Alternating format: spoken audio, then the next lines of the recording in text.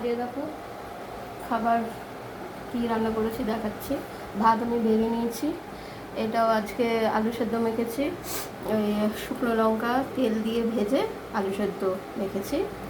এই হচ্ছে কুমড়ো ভাজা করেছি, আর করেছি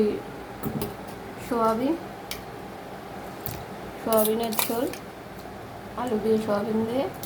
এটা হচ্ছে নিরামিষ, পেঁয়াজ রসুনের মধ্যে দিইনি আজকে,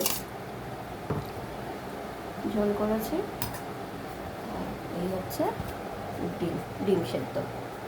ব্যাস, আজকে এই করেছি রান্না। এই আজকে এই রান্না করেছি। কেমন হয়েছে জানিও,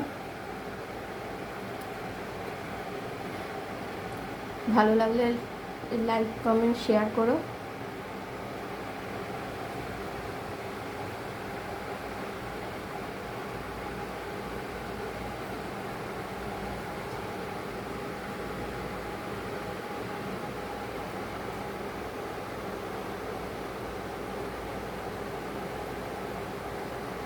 চলো আমরা এখন খেতে বসি,